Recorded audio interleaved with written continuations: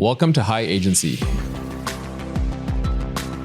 where we ignite conversations that drive change and spark momentum towards transformative action and professional mastery.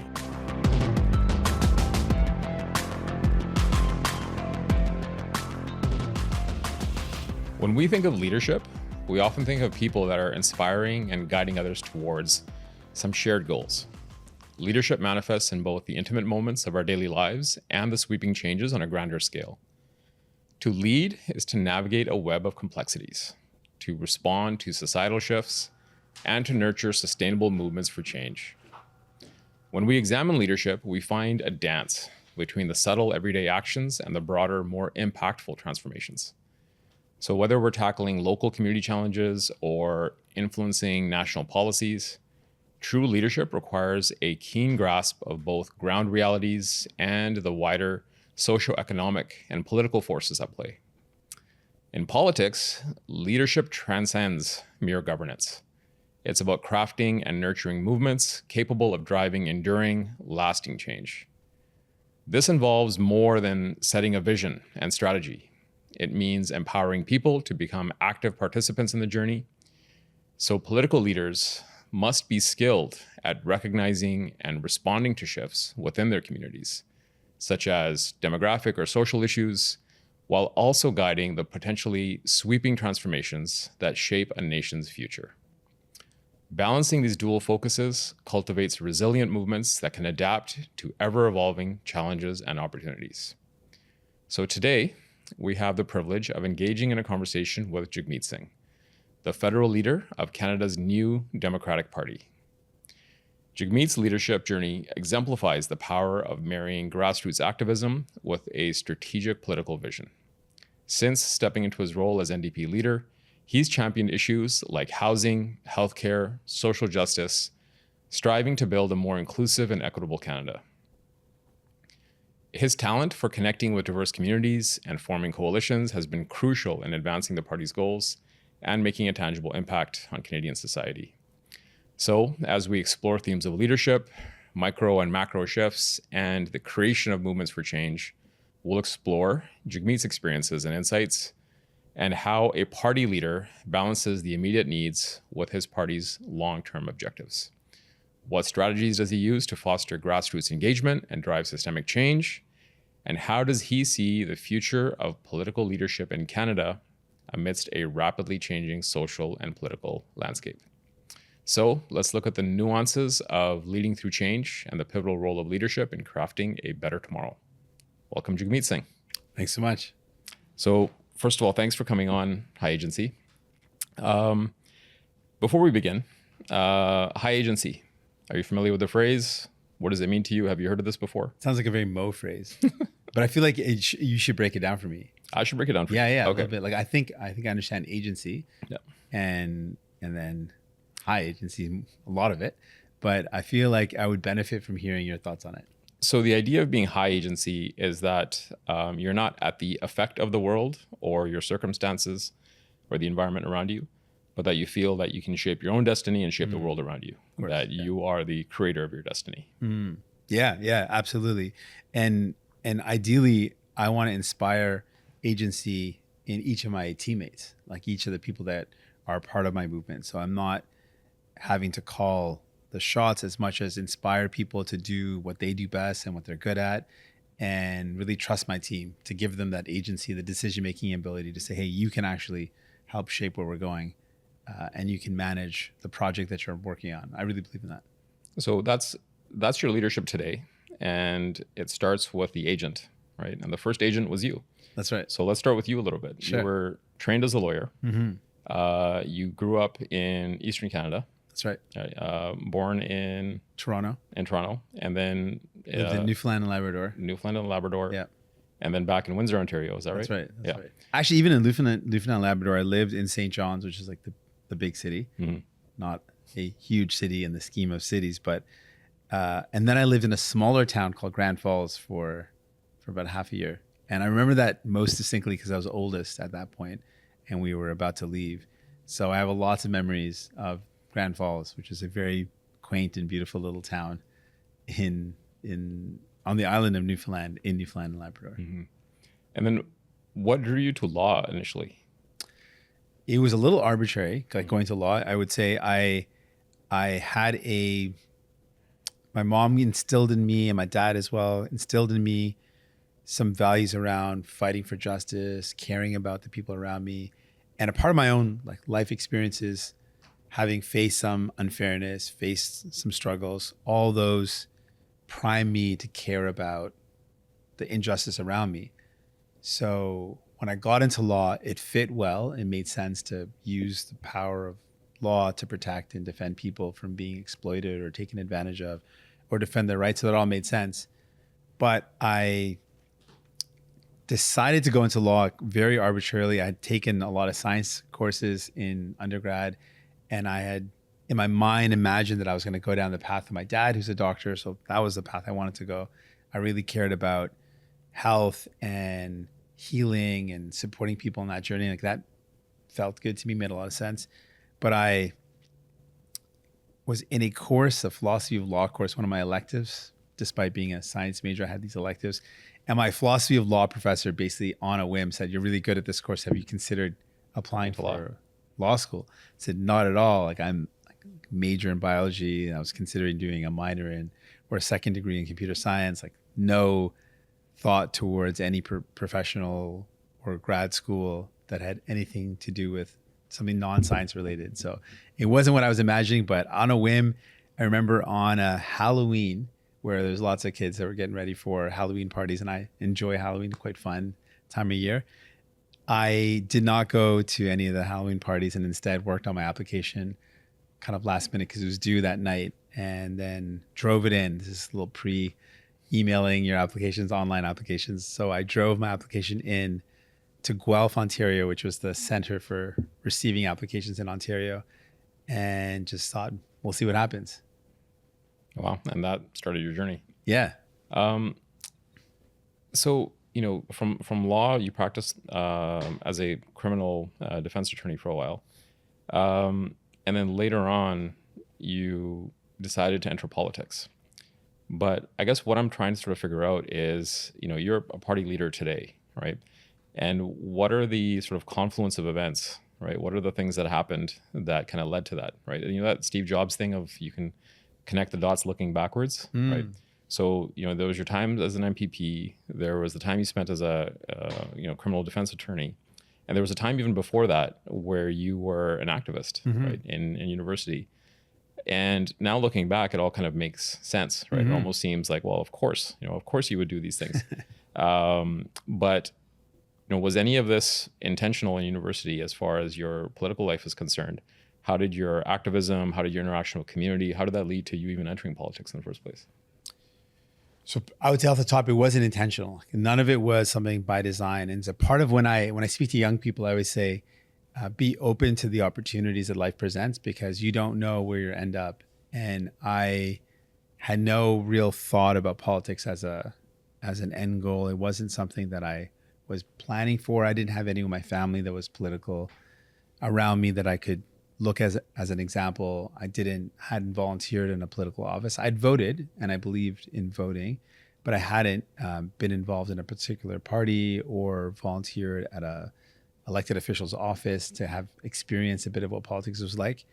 But I would say the string or the kind of the thread that connects where I started and where I ended up would be a lifelong series of events that really, I said primed me for, but really prepared me for understanding the struggles of people around me. Like I faced a lot of struggles myself, and it made me more sensitive to the people around me. So when I was a kid being bullied because I looked different, I then noticed other kids were also being bullied because they looked different. So I was more sensitive to that.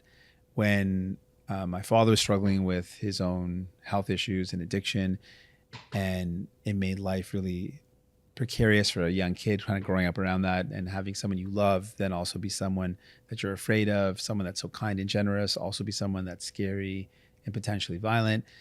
Those things all made me then also nervous or sensitive to that in the people I met, other people that might be going through troubles at home or people that might be facing other problems in their lives. I was more kind of sensitive to it. I felt their pain a bit more. I could connect to it. And so these things all made me more and more thinking about what it means to build a better world. And then I would say my Sikh influence is that my mom always taught me this idea that we're all one. So if you see people around you hurting, you're also hurting. But if you help the people around you, you're also lifting everyone up. You're lifting yourself up. All those things combined for me to then want to get involved in my community in an activist sense. Like, how do we help the people that need help the most? So I got involved in different organizations that were fighting for the rights of some of the most marginalized people. So people that were refugees or new immigrants, how to help out people that have fled desperate situations in their home country, come to Canada. So how do we support them? And then I got involved in Know Your Rights seminars, trying to help young people navigate the legal system. People that were engaged in protests or activism often didn't know what their rights were when they were in those protests. I was a legal observer at the G7 that happened in Toronto, and I witnessed a lot of really unjust things happen to just peaceful protesters, to random people that were just kind of caught up. There was a practice called kettling where police would surround kind of crowds and put them all together, even if you just kind of wanted to pop out of your house and say, hey, what's going on? People like that got caught up, as well as peaceful protesters. We should be supporting people's right to protest.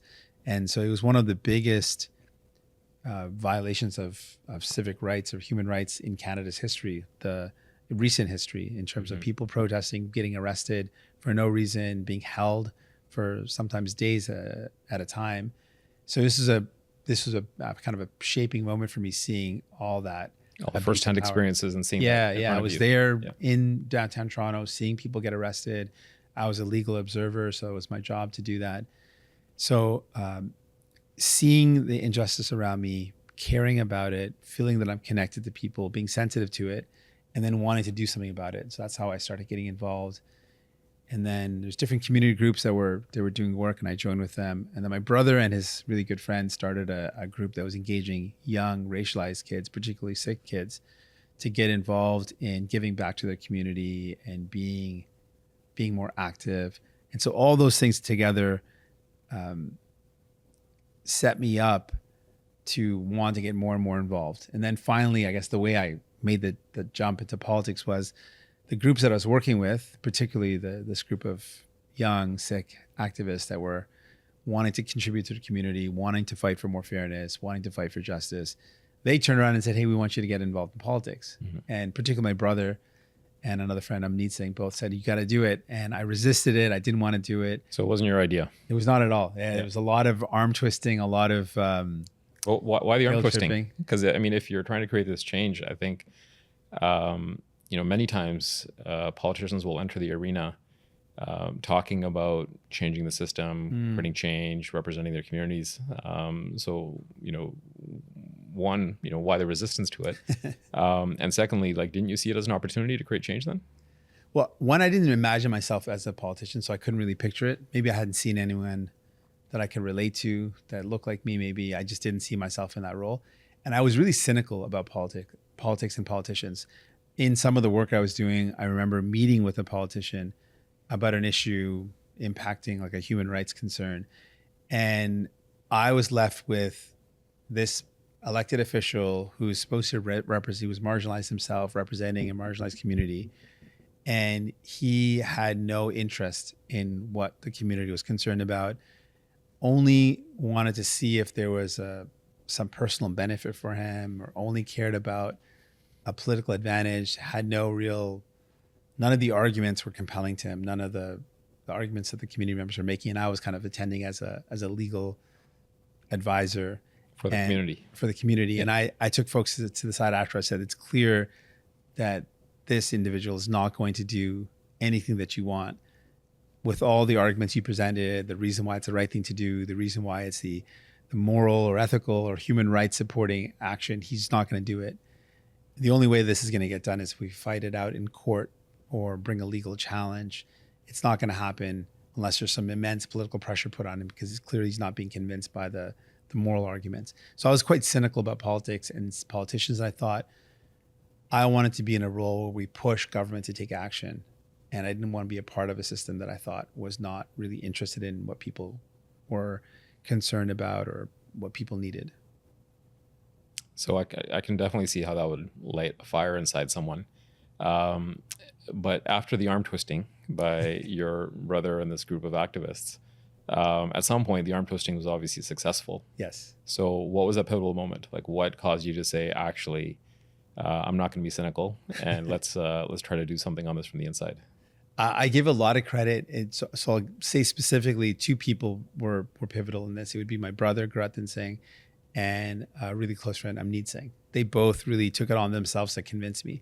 And they kind of took a tact where one would compliment me and say how this would be a good fit, and the other would kind of take a tact of using almost like a guilt trip approach to get me to do it. So they decided who was going to be good cop and bad cop? Yeah. I didn't want to use that analogy, but yeah, I think it was a good cop, bad cop analogy. Yeah, exactly. That's what it was.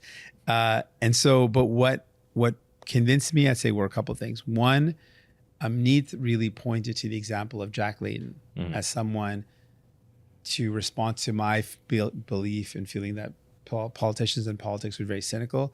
And they said, what about Jack Layton? And Jack Layton was someone I think a lot of folks felt inspired by. I also was inspired by. He showed up to community group events in a really meaningful way. He showed up when there were events organized by, one would think, not particularly large groups or issues that weren't as closely monitored by maybe mainstream politics, but he still showed up. And one of the events he showed up to was a community event where Sikhs were grieving and commemorating the 1984 Sikh genocide, and he came and was really supportive. And so that was meaningful, in addition to his overall demeanor, which came across as someone who authentically cared about people and was committed to trying to make a change in people's lives. So he was someone that I was inspired by and thought, okay, that is an example of someone that I think counters the feeling of cynicism in politics. I'm like, yeah, I agree with that. And then my brother leaned into the idea that something we were taught as kids, or something my mom really leaned into, was this idea that we shouldn't just survive, we should thrive. And a lot of new immigrants are coming to Canada and just thinking about survival. Their goal is to, how do I support my family? We've left a really difficult situation, hoping to build a better life.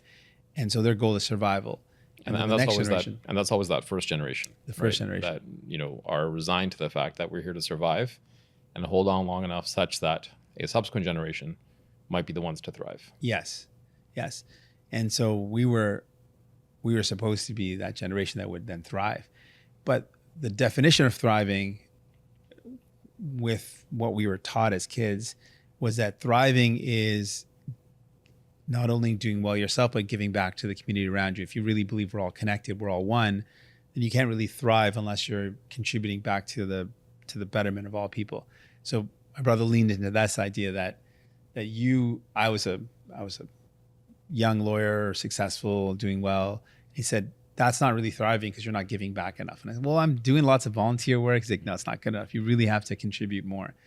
So he believed in me doing a lot more than just volunteering on weekends. He wanted me to commit more of my life towards this idea of the collective betterment, the Sikh concept of sarbat da bhala, that you wish betterment not just for one community or one group. You want the betterment of all humanity, or everyone, not just humanity, but the world. You want the betterment for the world.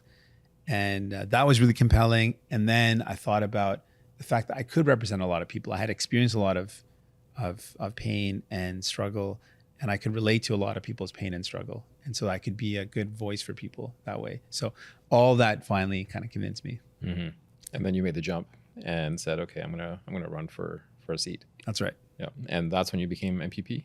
That's right. So I started off actually running in a federal election, and I lost my first election. So I ran as a member of parliament, and in a riding that had never voted or elected a new Democrat. They'd voted, but they'd never elected a new Democrat. So no one from my party at any level, in not just the riding I ran in, but the entire region. So the surrounding over 1 million population community of 3 different cities had never voted in a new Democrat ever. And as a team, we chose to run in one of those ridings. And at the end of that election, I ran under Jack Layton's banner. We came within less than 1% or 2% of winning with the first try. So it was a really close election. And then we ran again a year later in the provincial election. It's interesting to look back and think about how that might have changed your trajectory to have been involved in federal politics at that point. Right. We were thinking about that. I think this is a good example of how things happen for a reason, because I could have won. I was very close, within 1% or 2%. The next election was the big liberal wave. So then would I have survived that wave or not? Who knows? Mm-hmm. But I, in the provincial level, really built up a lot of community support, because I worked on issues that mattered directly to the community. And it's hard to work on those issues sometimes federally. As a federal leader, I can, but as a local individual member of parliament, it's a bit harder. But provincially, I felt that I found issues that mattered to the people that I wanted to represent. And you were able to make a more direct impact. I was able to make a more direct impact, speak to people on issues that mattered really in their day-to-day lives, and issues of injustice that were really serious, and spoke to me. There was auto insurance companies, which are very powerful, very large, very wealthy, and they were exploiting lower income communities, and particularly racialized communities. So I was able to expose that, point that out, and voice a lot of frustration for people and try to push for some changes. There were these kind of job agencies that were also exploiting people's labor, and we were able to raise awareness about that. I took on a practice where police were arbitrarily stopping people because of the color of skin, mostly Black, Indigenous, and racialized people. A practice in Toronto known as carding, very prolific. And we were actually able to get that practice significantly reduced, almost stopped, because of our work. So, and a work of a lot of activists. But yeah, there's a lot of meaningful things that we're able to do as a team. And that was just as your time as an MPP. That's right. Operating at the provincial level. Yeah. And how long were you an MPP? Almost 7 years. Okay. Yeah. And then a time came that there was now an opportunity to run for federal leadership of the NDP. Mm-hmm. So take me back to that period. I'm really interested to hear, as a provincial MPP, right, where you're not the leader of the provincial party by any means. That's right. You're not deputy leader or anything like that. So how did you make the decision at that point to jump from being a provincial MPP that's making significant impact in his local community to say, actually, I think I can slingshot and be a federal leader of that party? Yeah, it's not a common step, but I actually, one of the stepping stones, and I give credit to the leader of the provincial New Democrats at the time, Andrea Horvath. She actually made me deputy leader. Oh, she did? Okay. Near the end of my time there, which kind of got me in a bit of a spotlight as a potential leader. They got you some profile? He got me some profile and also some attention. I was working hard to not just re-elect myself, but I really wanted to elect more New Democrats in the surrounding region.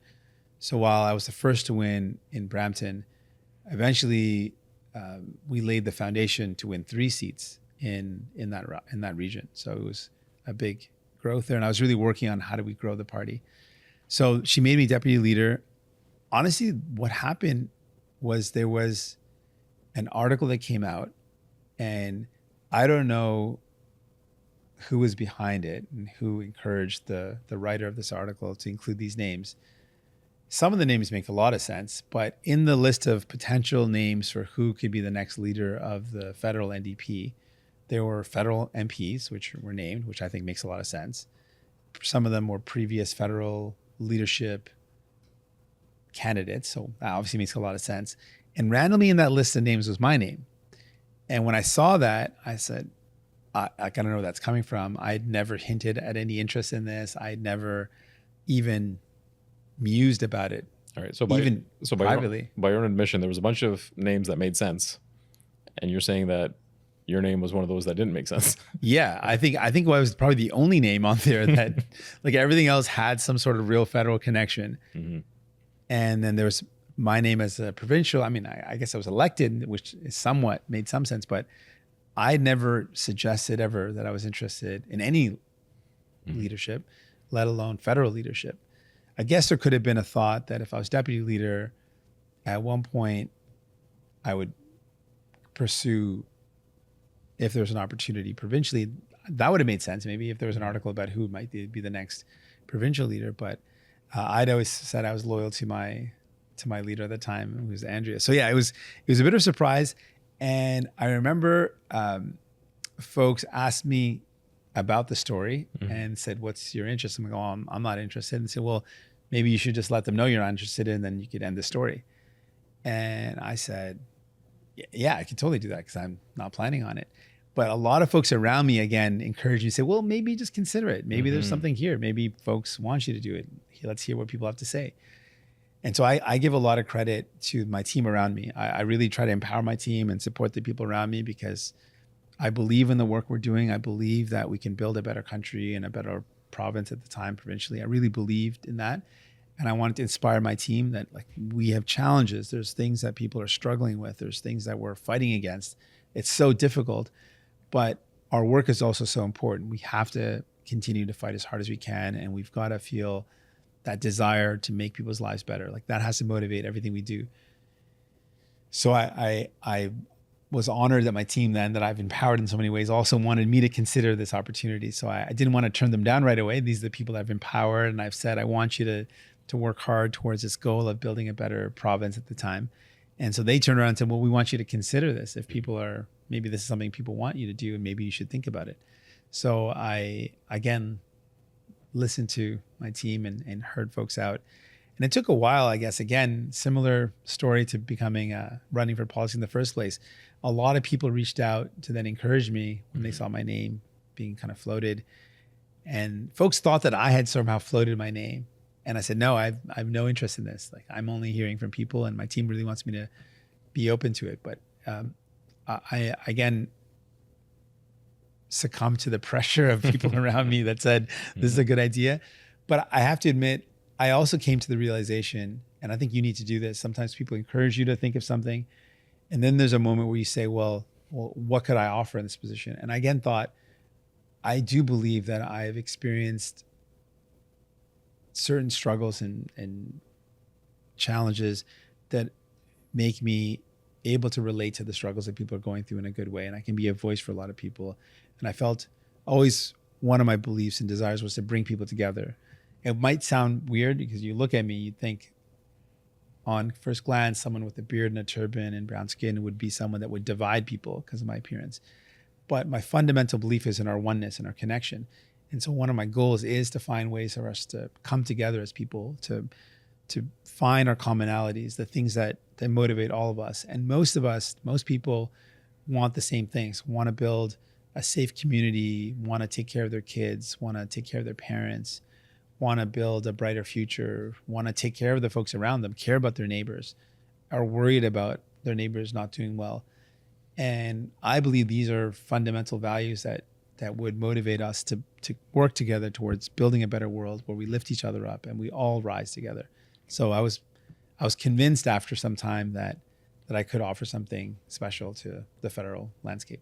So it's actually the phenomenon, though, that's really interesting to me, because the phenomenon is similar in both cases, which was that you weren't necessarily, like, you didn't enter an arena with some really specific expectation of how your career was supposed to go. And so you showed up to perform in a particular fashion that was in alignment with your values, but then you seemed quite open to opportunity, right? So there's some alignment there between how you advise others and the advice that you give. Yes. And how you're actually showing up yourself, because in both of those occasions, you were there doing your job, living life the way you thought it should be lived. But you were obviously open to the opportunity. And when it presented itself, sure, it might have taken some convincing, but with that openness, you were actually able to like entertain it fully and decide what to do about it, right? Both in becoming an MPP initially, and then later on for the leadership. So when you actually made the jump and decided, okay, I'm gonna now put my name into the running for the federal leadership, what was the experience of that, right? I'm not talking from a policy level, because I think your record is quite clear as far as what you stand for, what the values of the party are. But from a experience, what do you experience in putting your name forward and then actually going through that campaign and arriving in that position? In a lot of ways, it was a very beautiful, almost magical experience, because it was in a point. Sometimes there's moments where you need to rally your troops. You really have to get people motivated to take on a big challenge. And leaders have to do that. And it's a very important part.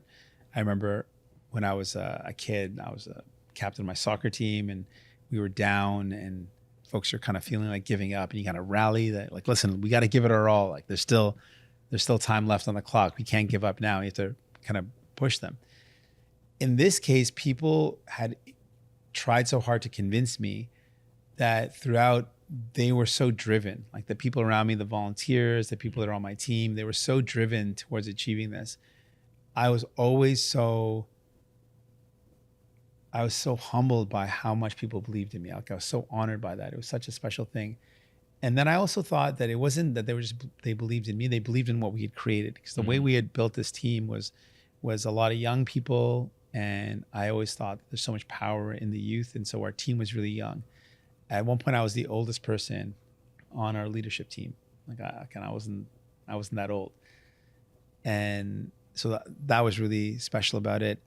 How much people wanted to see it happen. Like people said it would mean so much to them. I remember I went to 2 events on the same day. One event was in Scarborough with Tamil community, and Tamil community is predominantly Hindu in background. And then I was in Mississauga at an event called Muslim Fest. So as the name speaks, majority Muslim folks. And I remember at both events, separately, young men had come up to me, like 2 individuals at both events. And they almost said the same thing, as if they had like phoned each other, and they didn't know each other. They were totally strangers. But they came up to me, and one was a young Muslim man, not from the same language background as me, didn't look exactly like me, and said, you're running for being leader. I want to see you as leader because it would make me feel like I could do more in my life. Like it mattered to him to see me there, even though we weren't the same religious background, language background. But he said it would matter to me to see you there. It would make me feel like I could do more in my life. And I was really touched by that. And then to hear that again from a young Tamil man who was different religion again, different language background, different community background. And he said the same thing, different words, but the same idea that I would feel like it would make my life better. It would make me feel better knowing that you're there. And then I thought what we were a part of was bigger than me. It was an idea that sometimes people need to see themselves reflected in these positions of power. And so we all believed that there was something really special about what we were trying to do, to make people feel like they mattered, to make people feel like their voices mattered, to make people who'd gone through similar struggles. And I was hearing more and more of these stories. Like someone came up to me and said they had heard me talk about my struggles as a kid growing up with a father struggling with addiction. They said, I've also gone through that. And just people seeing commonalities and then seeing me as a person that could bring them together. And as a kid, I always felt like I didn't belong. I felt like I stood out in a bad way, and that people would often, like I mentioned, I was bullied as a kid and made fun of for the way I looked. And that same identity that I had as an adult was finding connections and bringing people together and making them inspired to see me as a leader. And I felt like it was about people themselves feeling themselves reflected. Like it was about people. It was about the people that have not felt like they had a voice, people that felt like they didn't matter, all coming together to have something that represented that for them. And that was a big part of what I wanted to achieve as a politician, is to make people feel like they mattered, that their voices mattered, their experiences mattered, that they should be unapologetic about who they are, and that they could do that and contribute towards building a better country, a better community. So that whole journey was something really special. The people that I worked with, the people that helped me with different steps along the way, including how we came up with our campaign slogan, which interesting fellow was involved in that. So it's interesting because what you're describing is something that comes quite naturally to you, and it's my first experience with your leadership style and this campaign and what you had created was actually in 2017, right? Your leadership campaign at the time was just getting going, and I was invited out to Ontario to join a very early strategy group to just start thinking about what this might look like. And I remember joining that strategy meeting and actually having the experience of seeing many incredibly competent people running around so passionately for you, right? And what was interesting to me was that was my first experience of this sort of movement that you have created or been a part of. And so it might be something that comes naturally to you, but the world that I come from, there's 4 styles of leadership that we might coach or talk about. And they're all important and have pros and cons, right? Depending on what they are, whether it's a really like hands-off, laissez-faire type of leadership, whether it's a very authoritarian leadership style, or a democratic leadership style, or what yours sounds like, which is a visionary leadership style. And it was my first time actually seeing that phenomenon live in front of me, because there was many people, some of whom had actually come from other jobs in politics and decided to give that up, even though that might have been a smarter, quote unquote, career move or been a safer or more rational choice. But they gave that up to align themselves with your campaign at the time in this movement. And it was largely because they could see themselves in this, right? They could see themselves in a different way of being represented in public life. And so that visionary leadership style is something that you've leaned on quite a bit. And in fact, in the work that we did at Skyrocket and working with you, it was seeing that visionary leadership style, seeing that way of convening people with strength but a lot of empathy is what actually gave rise to the Love and Courage campaign, which was your slogan for the leadership. But that visionary leadership style, how would your team describe it? And how would your team describe you as a leader today? Because you've been on the job for 7 years now. So definitely not a spring chicken, if you don't mind me saying that. So how, in those 7 years, how has your leadership style evolved? Because like I said, of those 4 leadership styles, each one of them has their own pros and cons, and some of them are appropriate for different moments, right? There are definitely periods of time where if the house is on fire, a visionary or democratic leadership sounds good, but you really need authoritarian leadership, just running in, ordering people around, telling them where to go and what to do. So in those 7 years, how has your leadership style evolved, and how would your team describe your leadership today? I think it's a great question. I wish we could just ask my team to answer that. I feel like the one thing I know is true is that I really have a very strong personal relationship with all the folks that work in my leadership team, and I care a lot about them, and I want to take care of them. And I feel like I've been really honored to have people on my team that really give so much of themselves back. Like I care about them a lot, and I want to support them, and I want to see them thrive in whatever they do.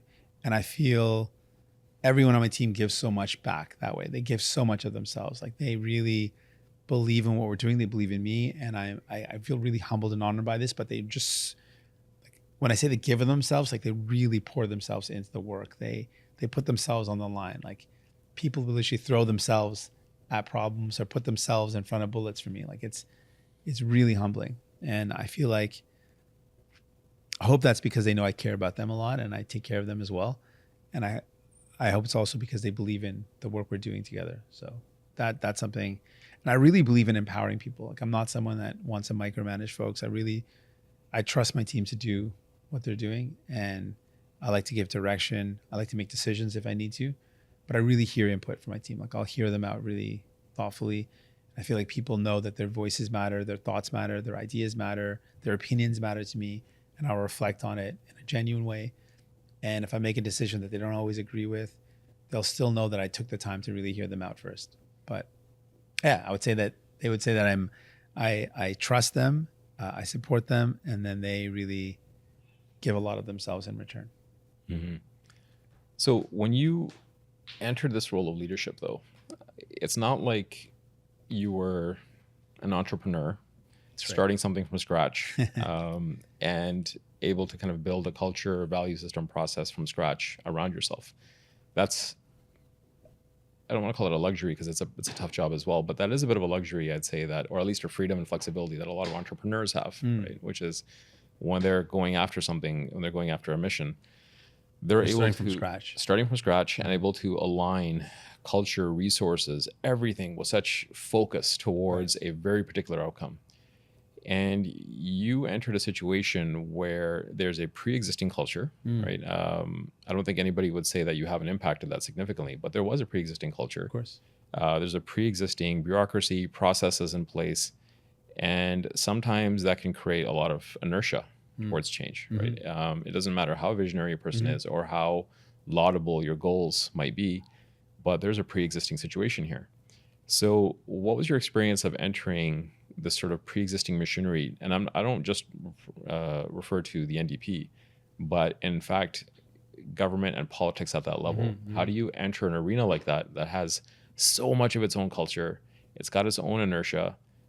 How do you enter that and negotiate the change that you're trying to create?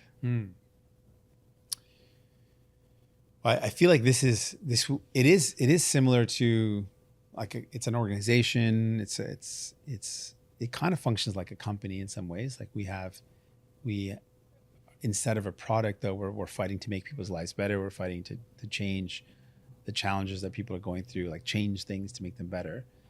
So, and like any existing organization, I come in, I'll inherit the folks that are there and the culture that's there, and so there's work that requires changing it. It is just that, it's just work. It takes work. There is absolutely inertia because when you're going to do something differently, there'll be some adjustment. I feel like in some ways political parties are a little bit, they're ready for that because it is a part of, it is a normal course of action. There will be a new leader and the new leader will bring in a different vision and different priorities. So there is some kind of, people are prepared for it, but there's some things that are really resistant to it, like governments in general, particularly at the federal level, have only been conservative and liberal. And so those two have really set the stage and baked in a lot of unfairness in the way things are. And so we're up against a real big challenge when we want to change things and change the rules to make them better for people, because they've been written in a way that's really advantaged a certain group, and it's really clear. So I'd say on a political party structure, there is inertia because you're bringing in something new. On an institutional level, where I'm trying to bring in change when there's been hundreds of years of laws written that benefit certain folks. Like there is a reason why folks are seeing record profits being made by corporate grocery stores and they can't afford their groceries. At the other end of that, there's a CEO that's making more money than he's ever made before. And there's rules that have been written to allow these CEOs to have that power and that influence and that wealth. And then the cost of living examples continue with your cell phone fees being some of the highest in the world. And it's so hard to find a home. These are rules that have been written by those in power to benefit those in power. So, but with something so deeply entrenched, and the delta between the scrappy activist, yes, right, and now a federal party leader in a government, right? And government is, bureaucracy-wise, it's more corporate than corporate, right?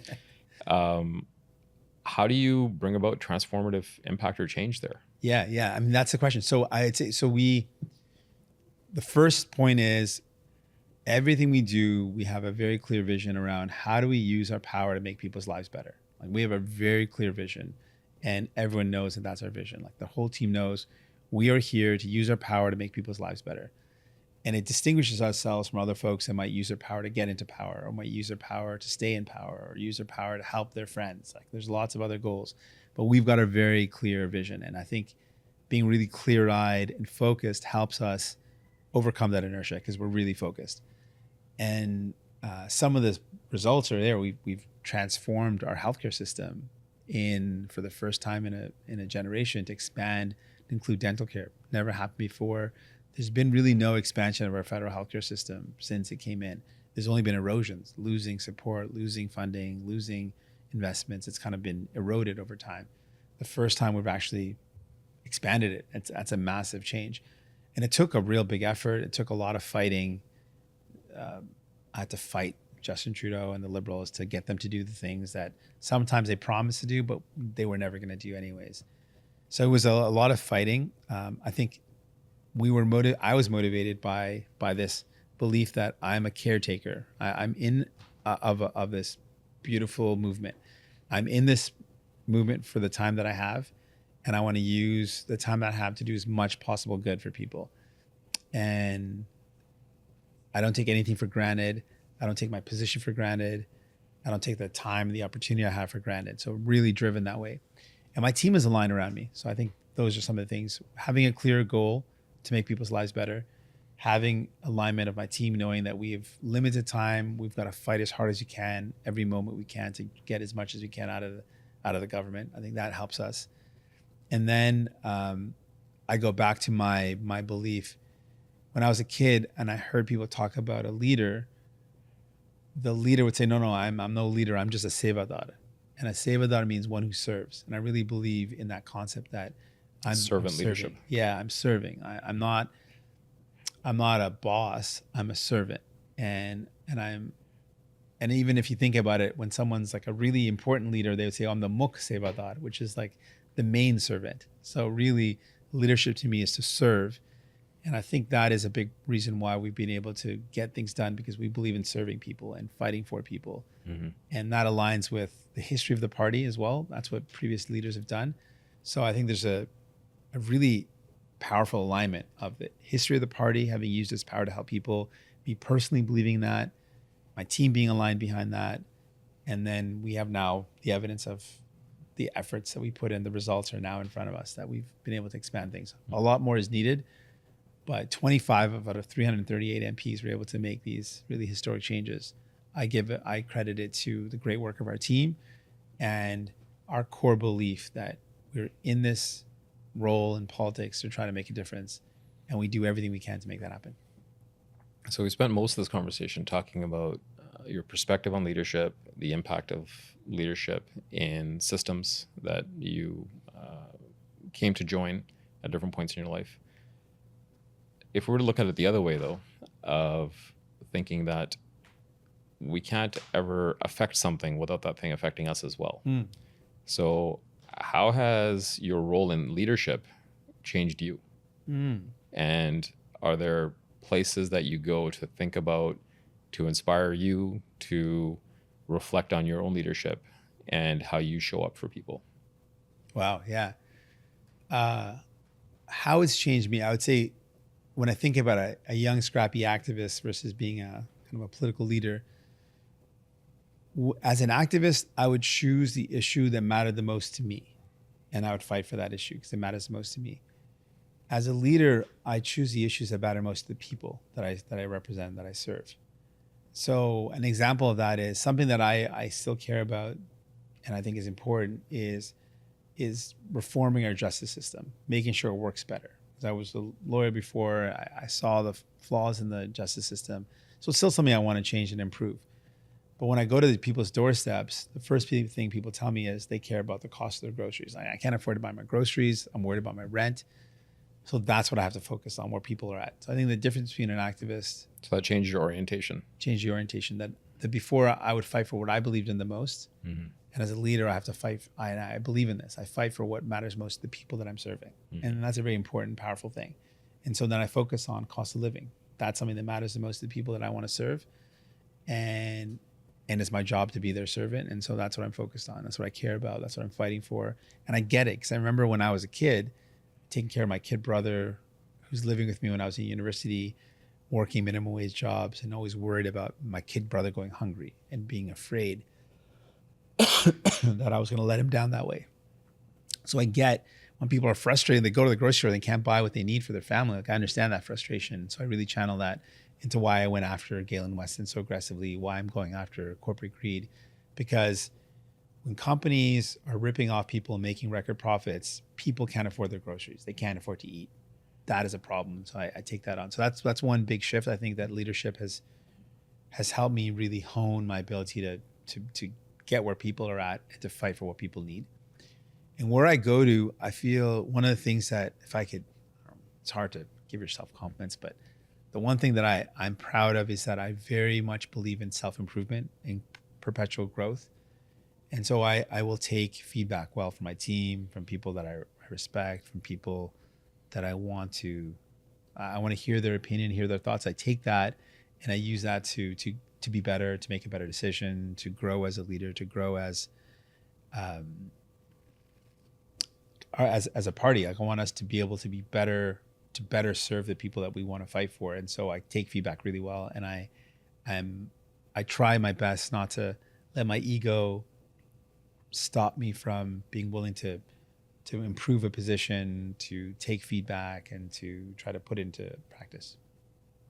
Yeah, I can imagine growth mindset being critical for anybody that wants to create any sort of transformative change in the long term, right? Because I think, especially with political winds shifting, there's people that, and I'm going to sound a little cynical here, that especially for political roles will sometimes be voted in based on some immediacy of something that they're promising. But there isn't necessarily a sort of longitudinal view of, how does that fit into an overall perspective, right? What is your thesis for our society such that some immediate issues can fit into that thesis? And cultivating a growth mindset, I mean, that's critical, and it's kind of inherent to entrepreneurship. And that's one place I think that has a lot of overlap with a lot of other sectors is that entrepreneurship is inherent to that. It's if you're going to be creating some new value in the world, and there's some vision or mission that you have, and you're attacking it with everything that you have, you're trying to learn and execute as quick as possible. And so growth mindset and that entrepreneurial thinking isn't something that we necessarily always associate with government, right? Because of the culture and the inertias that are present there.